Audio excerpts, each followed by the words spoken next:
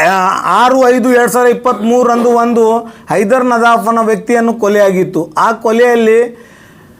ಕೊಲೆ ನಡೆದ ಸಮಯದಲ್ಲಿ ನಾನು ಕ್ರೊನಾಲಜಿಕಲ್ ತಮ್ಗೆ ಒಂದು ಮಾಧ್ಯಮದ ಮುಖಾಂತರ ಪಾಯಿಂಟ್ಸ್ ಹೇಳ್ತಾ ಇದ್ದೀನಿ. ಅದನ್ನು ನೀವು ಎಲ್ಲ ಗಂಭೀರವಾಗಿ ಅರ್ಥಿಸ್ಕೊಡ್ರಿ. ದಿನಾಂಕ 6/5/2023 ಒಂದು ಕೊಲೆ ಆಗ್ತದೆ. ಒಬ್ಬ ವ್ಯಕ್ತಿಯನ್ನು ಶೂಟೌಟ್ ಆಗ್ತೈತಿ. ಆ ಟೈಮ್ ಸಾರ್ವತ್ರಿಕ ಅಸೆಂಬ್ಲಿ ಚುನಾವಣೆ ನಡೆದಿರ್ತದೆ. ಅದೇ ಚುನಾವಣೆ ಅದೇ ಕೊಲೆ ಆಗೋಕ್ಕಿಂತ 5-6 ದಿವಸ ಮುಂಚೆ ಇದೇ ನಗರ ಶಾಸಕ ಯತ್ನಾಳ್ ಬಸನಗೌಡ ಪಾಟೀಲ್ ಮಾಧ್ಯಮದ ಮುಖಾಂತರ ಒಂದು ಹೇಳಿಕೆ ಕೊಡ್ತಾರೆ. ಅದು ನಮ್ಮಲ್ಲೇ ರೆಕಾರ್ಡೆಡ್ ಇದೆ, ಅದು ನಾವು ಪ್ರಿಸರ್ವ್ ಮಾಡಿಟ್ಟಿವಿ. ಅವ್ರು ಹೇಳ್ತಾರೆ ಇನ್ನೂ 4-5 ದಿವಸದಲ್ಲಿ ಒಂದು ಘಟನಾ ಆಗ್ತೈತಿ, ಇಡೀ ಬಿಜಾಪುರ ಇಲೆಕ್ಷನ್ ಚೇಂಜ್ ಆಕೈತಿ, ಕಾದು ನೋಡ್ರಿ ಅಂತೇಳಿ ಅಲಾರ್ಮ್ ಕೊಟ್ಟಿದ್ರು. Point number 1.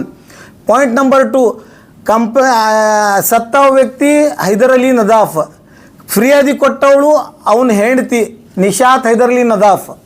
ಆ ಟೈಮ್ನಾಗ ನಾನು ಮನೆಯಲ್ಲಿ ಇದ್ದಾಗ ಹಾಶಿಂಪೀರ್ ದರ್ಗಾದ ಒಬ್ಬರು ಗುರುಗಳು, ಅವರು ಸಹೋದರು, ಈ 3 ಮಂದಿ ನಾವು ನಮ್ಮ ಕಾರ್ಯಕ್ಷೇತ್ರದೊಳಗೆ ನಮ್ಮ ಇದ್ರೊಳಗದೆ ಇಲೆಕ್ಷನ್ ಚುನಾವಣೆಯಿಂದ ನಮ್ಮನ್ನು ದೂರ ಹಿಡಿಯಲು ಒಂದು ಸಂಚ ಈಗಾಗಲೇ ರೂಪಿಸಿದ್ದು.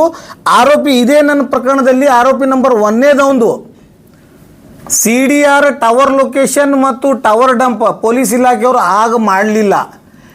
ಈಗಿನ ನಾನು ಪೊಲೀಸ್ ಅಧೀಕ್ಷಕರಿಗೆ ನನ್ನ PC 1/24 ನಾನು ಹ್ಯೂಮನ್ ರೈಟ್ಸ್ ಕೋರ್ಟ್ನಲ್ಲಿ ಏನು ಪ್ರಕರಣ ದಾಖಲು ಮಾಡಿದ್ದೀನಿ ಅದರಲ್ಲಿ ನಾನು ಈಗಿದ್ದ SP ಲಕ್ಷ್ಮಣ್ ನಿಂಬರ್ಗಿ ಅವರಿಗೆ ನಾನು ಕೊಟ್ಟಿದ್ದೀನಿ ಮಾಹಿತಿ. ಅದರಲ್ಲಿ ಆ ಮರ್ಡರ್ ಕೇಸಿನ ಆರೋಪಿ number 1 tower location tower dump CDR ತೆಗೆದ್ರೆ ಅವಂದು ಯತ್ನಾಳ್ ಬಸನಗೌಡ್ರದ್ದು ಟವರ್ ಒಂದೇ ಅದ ಅಂತ ನಮ್ಮ ಗಮನಕ್ಕಿದೆ. I have records. ಆ ಆಯಾಮದಲ್ಲಿ ಯಾವುದೂ ತನಿಖೆ ಆಗಿಲ್ಲ. ಮತ್ತು ವಾರ್ಡ್ ನಂಬರ್ 19 ಕಾರ್ಪೊರೇಟರ್ ಆದ ನಿಶಾತ್ ಹೈದರ್ ಅಲಿ ನದಾಫ್ಗೆ ಮತ್ತು ಕಿರಣ್ ಪಾಟೀಲ್ಗೆ ಅಭಿನವ್ ಸಂಬಂಧ ಈ ಚುನಾವಣೆ ಇವನು ಗಂಡು ಸಾಯೋಕ್ಕಿಂತ ಮುಂಚಿಂತೂ ಇದೆ. ಹಾಗಾಗಿ Kiran Patil direct connection with Yatnal Basanagouda Patil ಮತ್ತು ಇಲೆಕ್ಷನ್ದ ಎಲ್ಲ ಉಸ್ತುವಾರಿ ನೋಡ್ಕೊಂಡಿದ್ದೆ ಕಿರಣ್ ಪಾಟೀಲ್ ಅಸೆಂಬ್ಲಿ ಇಲೆಕ್ಷನ್ದಾಗ.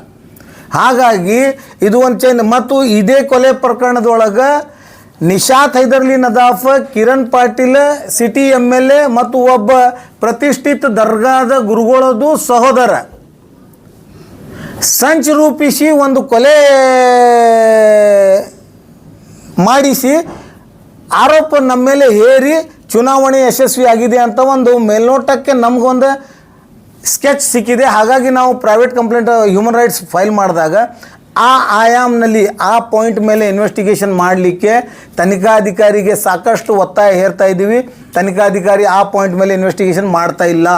ಮತ್ತು ನನ್ನ ಕಂಪ್ಲೇಂಟ್ ಕೇಸ್ ಸುಪ್ರೀಂ ಕೋರ್ಟ್ದಿಂದ ಡೈರೆಕ್ಷನ್ ಆದರೂ ಪೊಲೀಸ್ ಇನ್ವೆಸ್ಟಿಗೇಷನ್ ಪ್ರೊಸೀಜರಲ್ ಆಸ್ಪೆಕ್ಟ್ನಲ್ಲೇ ತನಿಖಾ ಮಾಡ್ತಾ ಇಲ್ಲ. ಅಡಿಷ್ನಲ್ SP ಅವರು ತನಿಖಾಧಿಕಾರಿ ಇರೋದರಿಂದ ಪೊಲೀಸ್ ವಿರುದ್ಧ ಪೊಲೀಸರು ತನಿಖಾ ಸರಿಯಾಗಿ ಮಾಡ್ತಾ ಇಲ್ಲ ಅಂಥೇಳಿ ನಾನು ಜಿಲ್ಲಾ ಉಸ್ತುವಾರಿ ಸಚಿವ ಹಾಗೂ ಮಾನ್ಯ ಗೃಹ ಸಚಿವರು ಮತ್ತು ಮುಖ್ಯಮಂತ್ರಿಯವರಿಗೆ ಈ ಮಾಧ್ಯಮದ ಮುಖಾಂತರ ವಿನಂತಿಸಿಕೊಳ್ತಾ ಇದ್ದೀನಿ. ಪೊಲೀಸರು ವಿರುದ್ಧ ಚಾರ್ಜ್ ಶೀಟ್ ಹಾಕಲಿಕ್ಕೆ ಸಾಧ್ಯನೇ ಇಲ್ಲ.